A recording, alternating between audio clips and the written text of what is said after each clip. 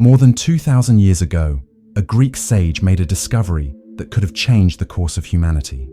Dio Chrysostom observed something disturbing in the streets of Rome. The more luxury people had, the more miserable they became. Today, you are living exactly the nightmare he predicted. We've never had so much comfort, but we've never been so anxious, depressed, and physically broken. Something went terribly wrong. What if I told you that the root of almost all your problems isn't in the lack of something, but in the excess of comfort? Get ready to discover the truth that can revolutionize your life. Dio Chrysostom wasn't just any philosopher. He lived in an era when Rome was beginning to swim in riches from conquered lands. For the first time in history, an entire civilization had access to unimaginable luxuries, and he noticed something frightening. The richest people were the most fragile. A small problem would leave them desperate. Pleasures that once brought joy no longer worked. It was as if an invisible plague was corroding their souls.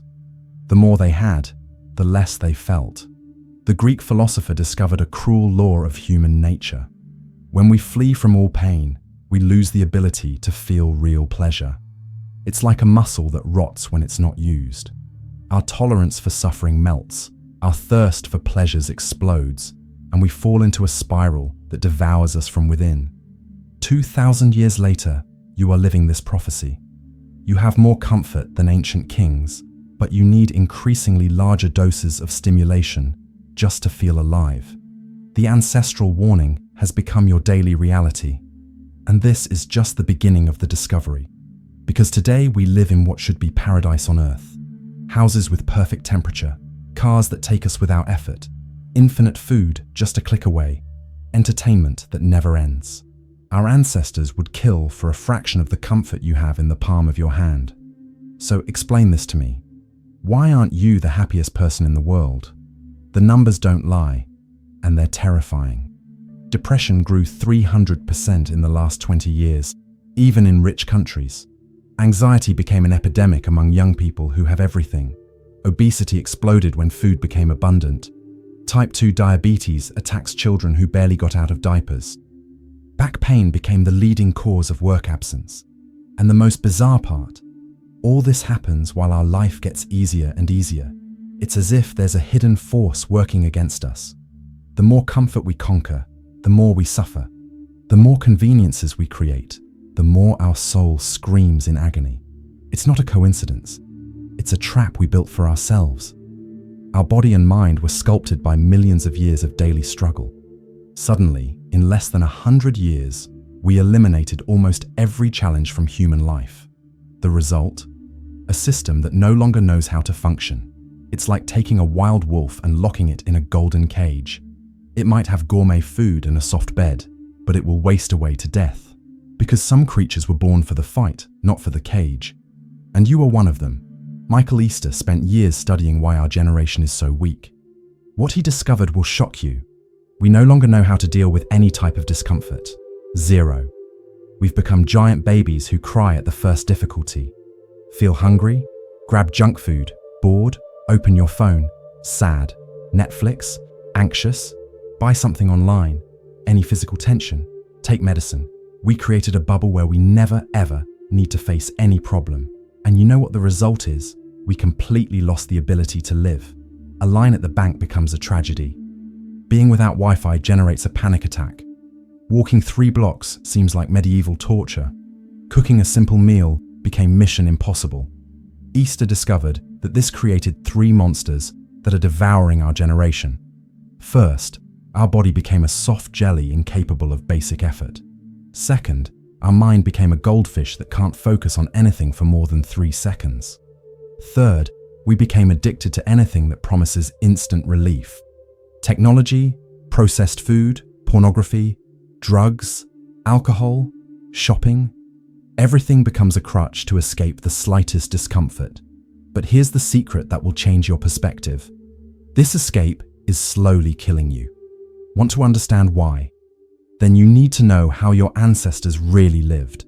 For 99% of human history, waking up meant one thing: fighting to survive. There was no refrigerator, supermarket, or delivery. Each day was a battle to find food, water, and shelter. And this shaped every cell in your body. Studies with the last hunter-gatherer tribes reveal a brutal truth. They walk 20 kilometers per day. They carry weights that would break your back. They climb trees like monkeys. They run after animals for hours. They build houses with their own hands. They do this from age 5 to 80. The result? Bodies that look sculpted by the gods. No gym, but perfect muscles. No diet, but zero fat. No sleeping pills, but deep sleep like babies. No therapy, but calm and focused minds. Your DNA is 99.9% identical to theirs. Your body was designed for exactly this life. Millions of years of evolution created a perfect machine that only works when it's demanded to the maximum. Take away the challenges, and the machine simply breaks. That's why you feel like a ghost walking through a world that doesn't make sense. Your wild body is trapped in a domesticated life, and this is killing you. But wait, it gets worse. The thirst for comfort that's destroying you today once saved your species in the past. This impulse is engraved in your genes because your ancestors who sought shelter, conserved energy, and avoided unnecessary dangers had better chances of surviving. Imagine a hunter who found a protected cave, or who discovered fresh water, or who learned to make fire. These people had enormous advantages. The impulse for comfort literally saved humanity. But now this same impulse has become your worst enemy. You live in a world where you can get extreme comfort without moving a finger. You can spend entire days sitting, eating processed poison, in controlled temperature, doing absolutely nothing. Your primitive brain doesn't understand the difference between the comfort that saved lives in the past and the comfort that's killing you today. It continues pushing you toward the easiest option, even when that option is your destruction.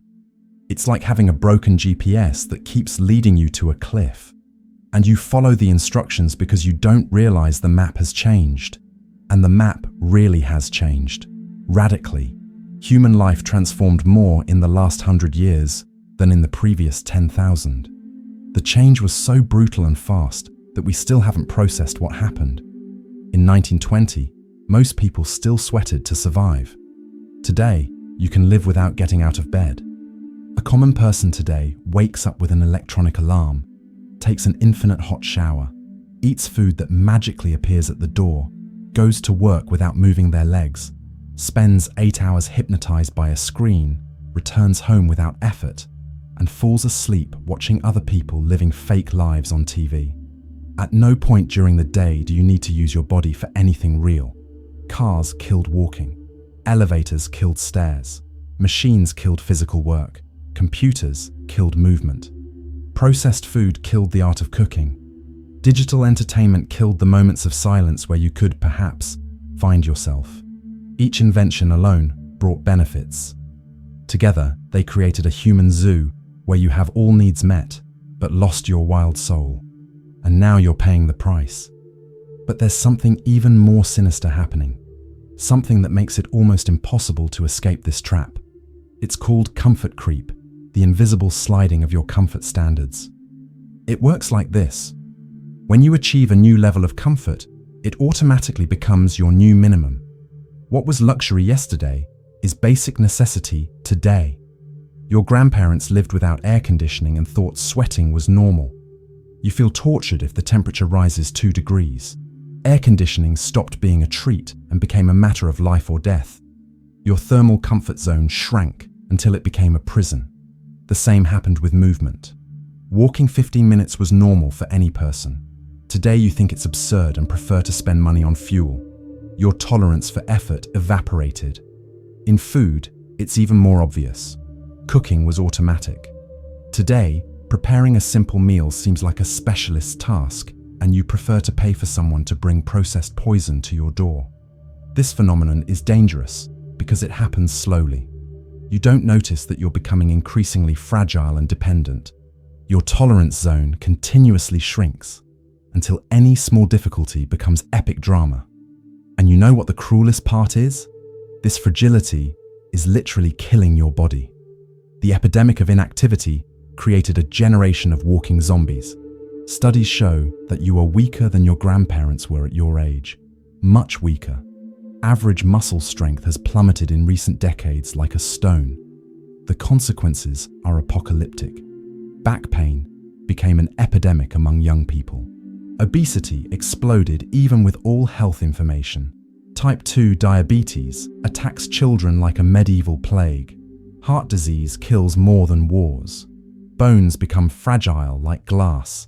Muscles that aren't used simply rot. It's nature's law.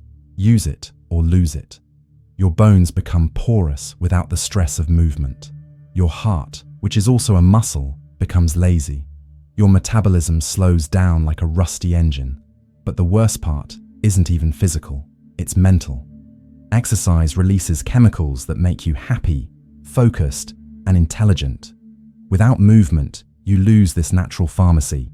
You become more prone to depression, anxiety, and stupidity.